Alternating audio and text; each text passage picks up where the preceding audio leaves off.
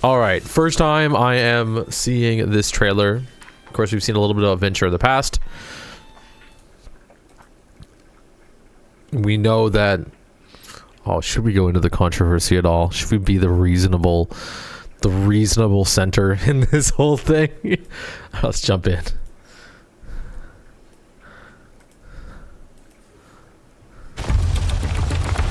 Begin excavation log. Sloan Cameron here on side to Petra. Me and the Wayfinders just found the coolest artifact I think I've ever... Again? Come on! Whoa, whoa, whoa! If you want to mess with these artifacts, you gotta go through me.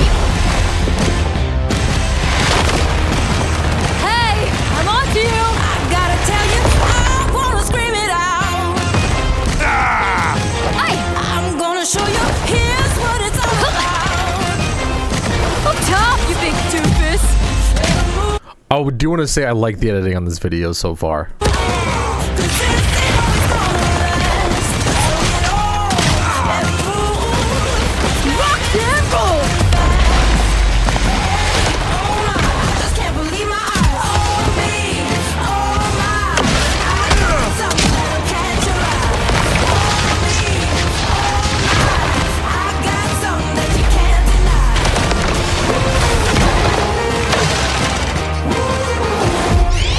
Interesting choices of like locations for battle. I don't know what. I mean, maybe they just pick the area that's easiest to place the camera, but initiation. Time to really drill it in. I just can't believe my eyes. We did it. We had a party or what?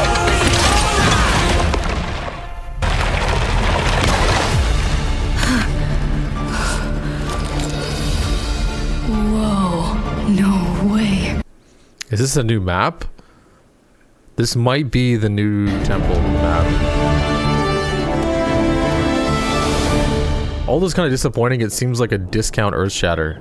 Is there more information on this? There probably is. Can we get like actual gameplay?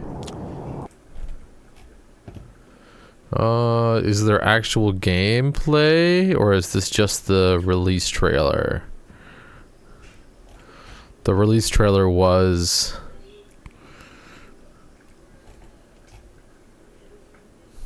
That was it. No, we'll be able to play test her tomorrow though. I'm excited. Okay, so let me give my kind of initial ideas or whatever about this character. Looks like a lot of fun. Characters that have a lot of mobility and characters that have a lot of mobility give them a lot of options for play. Now, her gun looks a little, I'm gonna say, I don't like the feel of it. Let's say, but it looks like it's gonna be fun in terms of utility. Venture only during scraps. We're gonna have to try it out and see. I don't think, maybe we will. Yeah, actually we will have venture during scraps. We'll have to give her a go and try it out. So I do like the kit. It seems like a lot of fun. I do worry about the visual interactions of the gun and like how much the gun responds in terms of like game feel, because it does look a little bit like it looks quite a bit like Illari, right? Illari's gun is like pew pew pew, and it doesn't really feel like a very impactful gun, as opposed to Cassidy, bang bang bang, very heavy shots over and over again, like pew. But you like, that's like the I don't know, it's a little bit weak. The invincibility is a bit of a concern for gameplay, and the fact that we have more CC now. I'm pro CC, but it doesn't show that developers are like, I don't know. Obviously developers have gone back on there being too much CC. Remember the Blizzard footage? It shoots a laser. Yeah, you can see it right here.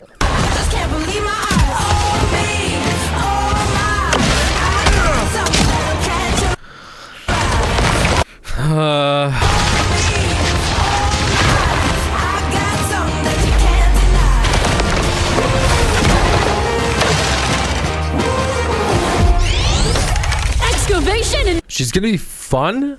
The biggest thing that I am worried about, actually, I'll say this even to a Sojourn. Like, I'm kind of the shoot down range and then jump from spot to spot and then shoot down range and jump to, and then maybe like a mobility slide. That's where I think a lot of this is headed. Plasticity, remember when Overwatch 1 was supposed to be about reducing CC? Yeah. Have we seen her bounce someone into the air? I think we have. Not in this, though. In the previous... we did it! What does that do? Does that slow them down or something? What is Did it? We had a party or what? Time to really drill it in. Yeah, I know it's the alt Ben. I'm like, what does it do? We did it! This is where Overwatch is a little bit of a problem. It is shockwaves. That doesn't tell me anything, man. Literally nothing. Sorry, man. This is the problem that Overwatch has, where like the visuals don't really tell you what's going on in the game. It used to when Overwatch was first released. It gave you like a little bit of a insight into what the ability does, but I think they've kind of abandoned that. A discount breach ult from Valorant. I haven't used that ult at all. Or what? That doesn't really tell me anything either, but screen shake. Oh, okay. Whoa, no way. Breach ult is a little AoE concuss. That's the thing, is it looks like a Reinhardt shatter. But the visuals don't tell us at all what it does. But if it's just more CC... Like, I'm okay with CC. I'm totally fine with it. It's just a weird direction. A very weird direction. At a party or what?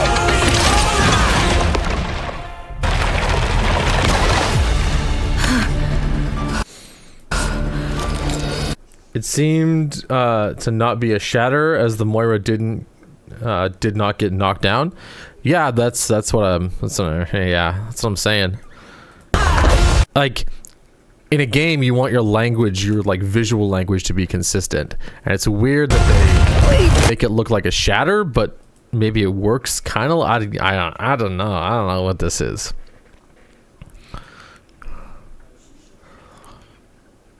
But looks like a fun character to play, if anything, just in terms of mobility.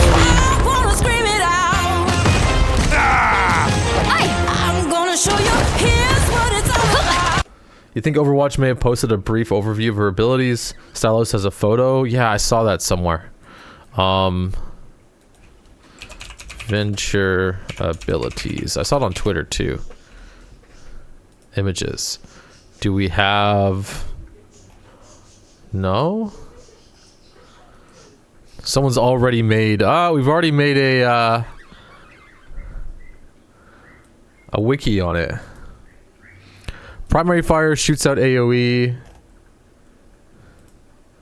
Oh yeah. It was posted in Overwatch General, wasn't it?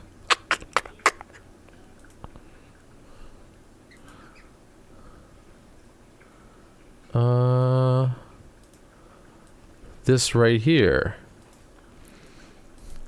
Smart excavator launches a seismic charge that bursts after a short distance. Kind of cool. Tectonic shock sends out damaging shock waves. Abilities: burrow, move underground to become invulnerable, emerge to deal damage. Kind of like May Reaper combination. And drill dash forward, pushing enemies back. So yeah, it doesn't say anything for the shockwave at all. Explorer's Resolve, using abilities grants temporary shields. Clobber, quick melee deals more damage. I'm really not a fan of, like, all this passive over shield, over health bullshit is crap.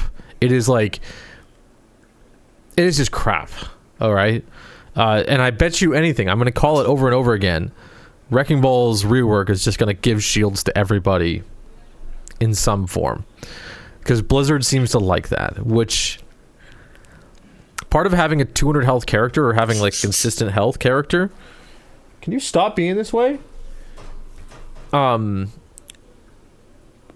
it's over shield and not over health. Part of having 200 health or consistent health is that there's a certain expectation when you do something in the game, and there's like a certain amount of damage that you'd expect to do and put somebody at a certain amount of power, right?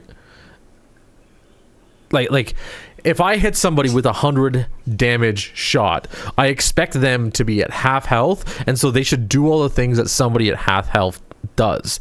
The problem is with this not random, but it's like extra health. You hit somebody. If you hit somebody, then you don't know how much health they're gonna have. You have no idea how much more power they have gained in the battle. You can kind of guess, and you can kind of look around it, but it's whatever. It does work. I think it's okay in some instances. Yeah, Placid, you're right. Of course, they've changed up shields and health, or over shields and over health and everything like that to just be over health. But anything, it's like, why are you a 200 health character if you don't actually have 200 health? There's a whole video, I was watching it recently, Game Maker's Toolkit Health. If you guys are ever interested, take a look at this right here. This video, it is excellent, and it kind of talks about how different game developers break down health in different ways. Overwatch has kind of gone the lazy, I would say, route, which, whatever, it'll be fun. It'll be a good character. It'll be a fun character. Now, for the controversy, I'm gonna have to comment on this. They, them, venture. There's a few things you gotta know. Whenever you push something that's against the standard grain, I don't know why people are surprised that there's pushback to this kind of stuff. Now, I'm totally okay with this they, them, person, whatever, because it's a video game, right? And video games not really about sexuality. There can be. I'm okay with it too. You, like Widowmaker, the Ooga Booga, man. She's got those curves. But that's not really a political statement, because like the default, the average human knows things in terms of men or women. Kind of simple as that. Now, is there a more complex social aspect that does involve people referencing to each other as they, them? Yes. Is it healthy? Yes. But as soon as you inject it into the open world, and then you pretend that it's not some type of political statement, when it has to do with the sexuality of a fake character. So it's something, first you make up the character, then you make up properties for the character. Once you start pushing the properties of those characters, you have to expect some form of opinion on it. You have to. There was controversy originally when Tracer showed off her bum in a pinup girl style victory pose, right? There was controversy around that. Now, you gotta think too, it's like, well, these are people who are transphobes that are against venture, or, homophobes, or whatever the whole thing is. It's like, it doesn't matter what it is. If you put something that involves sexuality of any type in a video game, there is going to be some form of controversy for it. There is absolutely going to be some type of controversy. There are more subtle ways of doing it, but this is very clearly something that is out of the norm. And also, actually, I want to point out, maybe we can pull up, I know I'm not going to go too deep into this either, but there is a certain point where the more diverse your cast is, the less it represents the average person. Yes, that is true. So if we keep having characters, and it's not against any of this, but you have to imagine, in terms of the population of the people playing, what you expect from those people. If you start to push something further in the direction that is not the default that a population plays in, people are going to make comments, and you're going to have idiots. You're going to have total assholes that they come in. They're like, "Oh, Venture is clearly this, and this is the woke media, and this is the woke mob, and this is the whatever." You're gonna have the crazy on one side, and then you're gonna have the crazy on the other. This is everybody's lived experience. Everybody should be okay with this. This is you're an evil person if you feel anything different about Venture being a they them, right? Like there's like two extremes.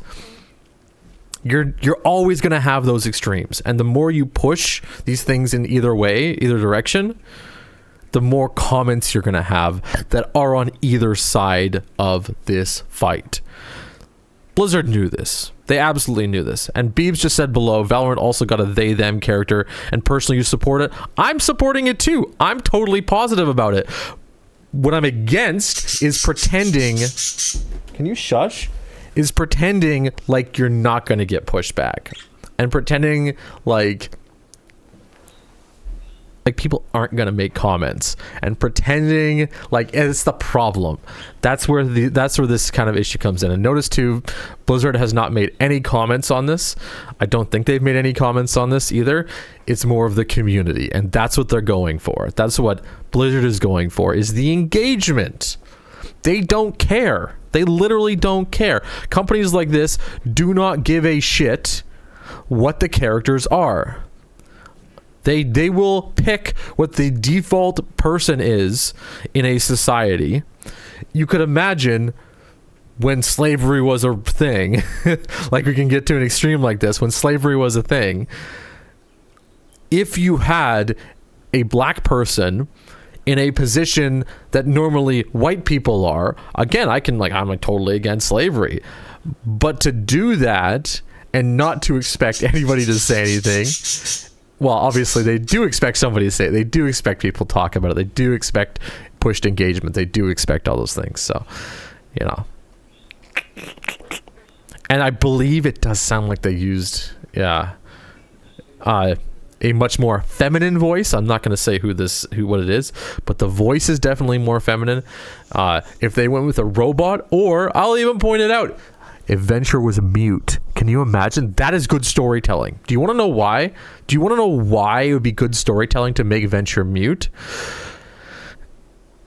Actually, I'm going to point this out even more. It would be even better not to say that they prefer a they-them thing, because it's a fake. It's not a real person, so there's no preference. The person doesn't have preference. But if they just didn't say anything at all, they just released them. They just released Venture, and they didn't give them a voice. They were totally mute. Then you'd be looking, and people would be fighting over whether or not that's a boy or a girl forever, and you'd have to use they them, because you wouldn't know, or the average person who had any respect towards someone's presentation would say they them, right? There didn't need to be a statement in this. What does this fake character prefer to be called? As much as what is the respectful way to refer to a character that you don't know their gender? So I know it's a big thing, but I've been seeing a lot about it. And yes, Beebs is like Twitter in a nutshell. That's absolutely true. Twitter in a nutshell. It's Reddit. It's even the YouTube comments. It's everywhere. Yeah. Ben says, in the end, the controversy is boosting Overwatch's numbers on Twitter to get people to actually play the game. Not just Twitter, right? It's not just Twitter. It is every website, everywhere, every comment section. Ben says, I remember that the Marvel game mentioned yesterday actually released a trailer today. Yeah, we'll take a look at that in just a moment here. I want to take a quick peek and see...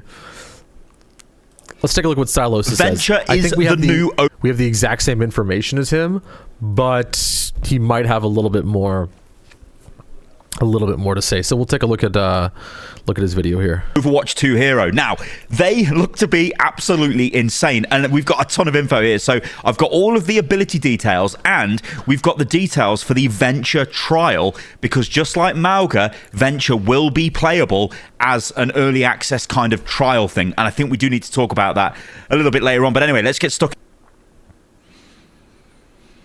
They must have had Venture a long time ago. Now that I'm thinking about it. Into these abilities because that's why you're watching.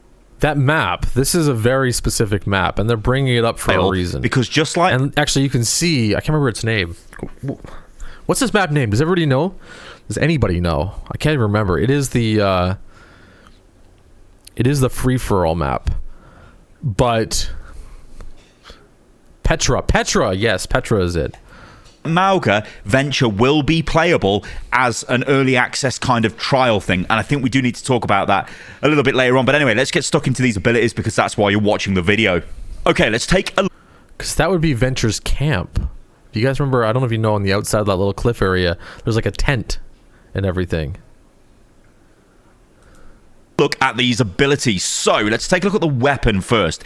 This is the Smart Excavator. It launches a seismic charge that bursts after a short distance. Now, we know this kind of... it basically is Roadhog's old secondary fire.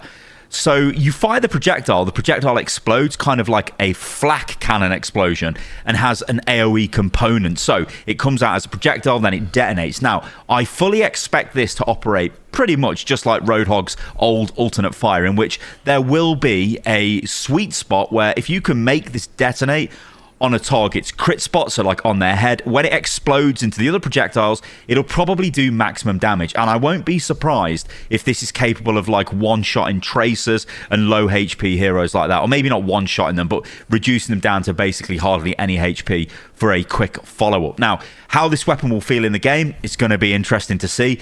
Again, it looks like Venture is very much a close range, well, can we say close range? Medium to close range a hero. Now, they do also have abilities that promote going into the fight, and I think we should take a look at maybe one of the abilities now. So they've got two abilities, Burrow and Drill Dash. Burrow, move underground and become invulnerable. So that sounds actually incredible. Yeah, it's going to be just like a Reaper ability. Sounds like a Reaper Wraith form, but with a different visual effect. You go underground instead of just turning into a wraith. Maywolves seem to stop the movement from Burrow. Yeah, well, Burrow would have to have, like, just to kind of review the programming or something like that. You'd imagine that there's still like a physical thing on top of that, and that's to stop Venture from just going through walls. So even though the particle effect and the information looks like, hey bird, even though like it looks like she's going underground, I bet you the character, like in the code, is not actually going underground. However, it's then got a secondary component, Emerge, to deal damage. Now, you will see this as a theme running through their kit, where it's all about getting in and doing damage. You've got mobility, but the mobility can also do damage if you want to be aggressive with it. So Burrow, think about the way this would work. You could use it defensively. There's some high damage coming in. I need to get out of this. I'm going to go underground and get out of the fight. However, if you want to be aggressive, you can go under the ground, use it to get through an enemy team, pop up and maybe hit the back line or hit a squishy target or even just hit the team, and you're going to deal damage. Now, I believe this deals damage in an AoE, so it's not just to the target you hit. It's like a little bump as you come out of the ground and it hits everyone. This could be honestly really strong, especially for that sort of ability to just finish up a kill. You see someone on low health, you can literally dive them, although I guess you are literally diving them because you're diving into the ground and then coming out and destroying them. So that's Burrow. I think that could be fantastic. And the next movement ability. Imagine if Earth Shatter and then Mauga Stomp removed her from the ground. I was actually about to say that. I don't know what. Well, I don't know with Mauga Stomp, but like what when it comes to things like Earth Shatter, does it affect like under the ground at all? Does it affect above the ground? What does Earth Shatter do? So now remember, they've got two movement abilities here. It's Drill Dash. Now you dash forward, pushing enemies out of the way. Again, you can see how this can be used offensively. How about Graviton? Yeah, Terra Search Graviton would be for like Zarya's Grav. I imagine Lifeweaver's Tree will stop it. And defensively, you can use this to get out of a bad position, turn around, drill dash, burrow if you've got that available, or just turn around, drill dash just to get out of the way. Or you can use it to push people off the map. What about drill dashing on Lijiang Tower? Just drill dash people off the bridge, things like that. It's going to be really cool, and I really like that, the fact that they can do this. And like I said, it's this thing of And what about the really small platforms? So if you think about the bridge on second point on Lucio, the Lucio map. Man, I don't know any of the names here. And what happens when May puts a wall on top of the burrow? I don't know. Like, imagine you have a small bridge, and then you come out from below it. Parisio. I always forget Parisio. Yeah, it's Paris, but Parisio. Do you want to be using this defensively or using it aggressively? And I really like that both of the movement abilities seem to have that component to them, so they could be really, really good. So let's talk about the ultimate. Now, they've got an ultimate called Tectonic Shock. This sends out damaging shockwaves. Now, if you guys follow me on Twitter, you might know that I am a fan of the Reinhardt, the old, well, we're never going to see this, but the Reinhardt seismic slam, which I think is like an what does he call it? It's not earth shatter. I think he might even call it earthquake. I can't remember what he calls it, but it's an 360 AOE. It's earth shatter. So this was incredible. It was going to be one of the talents back when Overwatch 2 was going to have PvE. I think Tectonic Shock is similar to that, and it sends out pulsing, damaging shock. It just looks like an earth shatter, though. That's the biggest thing. Shockwaves. So you can see though how this would fit into the kit though. Think about it. You could go in with Burrow, and then you could hit them with Tectonic Shock, and you could drill dash out. Or you could drill dash in, Tectonic Shock, Burrow out. This seems really, really cool. I think Venture, when I look at them, they've got a mid-range to short-range primary fire, which is going to be, I think, not difficult to hit, but it's maybe not going to be massive high burst damage output unless you just happen to hit those Roadhog-esque alternate fires of old. Then, what like they can... I'm gonna say she. Jesus Christ, they. I'm gonna get canceled for this, guys. Just slipping. You know, it happens all the time. I'll point this out too. If you really ever listen to anybody in the middle of an Overwatch game, the callouts are always messed up. Somebody will be like, "Reinhardt's shield down, get her," and it's like, oh shit, that's Reinhardt's, not a her. Or they'll be like, get him, get the Widowmaker, right? And it's like, okay, well, Widowmaker's not a him, but they just, people say it so quick, so fast that sometimes it doesn't really matter at all. It even happens too where sometimes you'll say get him, and it's because your buddy is a dude on Tracer, or you know, get her because your buddy is a dude on or sorry, I don't know, because one of your friends, let's say she is on a dude character. It doesn't matter what it is. It's gonna be really like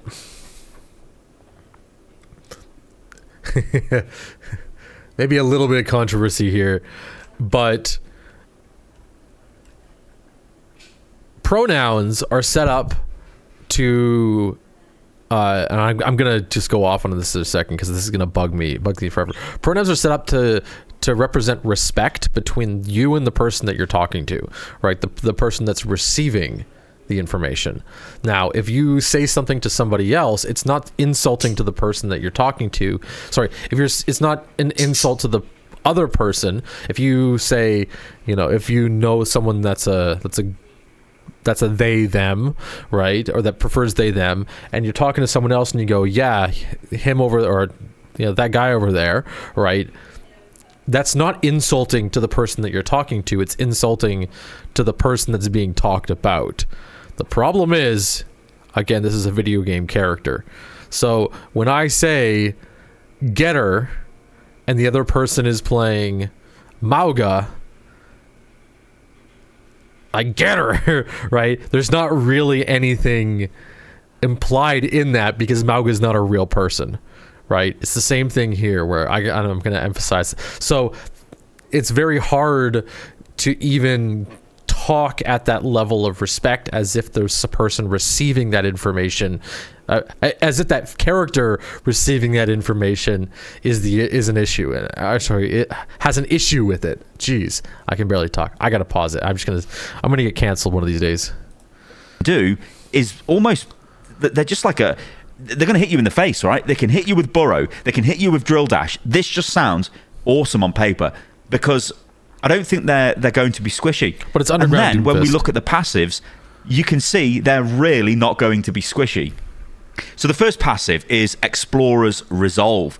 Using abilities grants temporary shields. So what is that doing? It is very simply rewarding players for going in with their abilities. It's the designers saying, don't be scared and run away. Don't use Drill Dash. Don't use Burrow to disengage. Maybe you might have not much health left. It doesn't matter.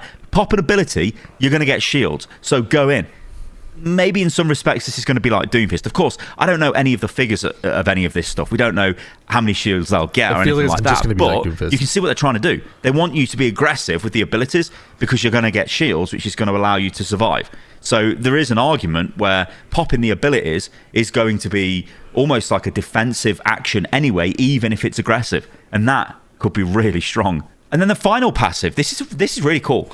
So quick melee does extra damage. It's called Clobber, and I mean I'm assuming this is because they're holding a massive drill and they're smashing you with the drill. So this is going to cause a lot of pain. But yeah, they've got extra melee damage. So extra melee damage, movement abilities, AoE damage, decent primary fire, and shields. They are going to be one hell of a tanky DPS. There will be a Venture trial. Now, they will be playable tomorrow if you're watching this video today. I love these trials. They did this with Mauga at BlizzCon. It was fantastic because it gives the player base something to look forward to. It gives us the ability to all play the new content and the new hero. And, crucially, it gives the developers a ton of data they can look at. This is data they cannot get from some sort of creator internal test, some sort of developer internal test, or some form of test group. No, they can get this data from the actual player base, and I think this is such a cool way of advertising new heroes because we're all going to get to play Venture. Even if we're not interested in Venture, we're still going to get to play them, and then we can form our own opinions, which I think is really cool. You know, you might be a support player, you don't care about DPS or whatever. Anyway, these are the details for the trial. So Venture will be playable in-game at 11 a.m. PT. So if you're in the UK, I believe this is 6 p.m. And anywhere else in the world, you can do your time zone conversions. I think CET, that'll be 7 p.m. It's basically the usual update time. Now, Venture will be playable, I believe, in quick play only. Obviously won't be in competitive. And yeah, I think this is going to be honestly really cool because we're all going to be able to experience the hero. And in a way, it's like a souped up PTR from old. The problem with PTR is people just didn't play it. They would jump in, take a quick look at whatever the new hero was, then leave. Actually putting them into quick play makes a massive difference because you get a live environment. And I think that's super cool. Venture will then be removed out of the game at midnight PT on Sunday. So you've got on midnight PT on Sunday. That is going to give us enough time to do it in scraps.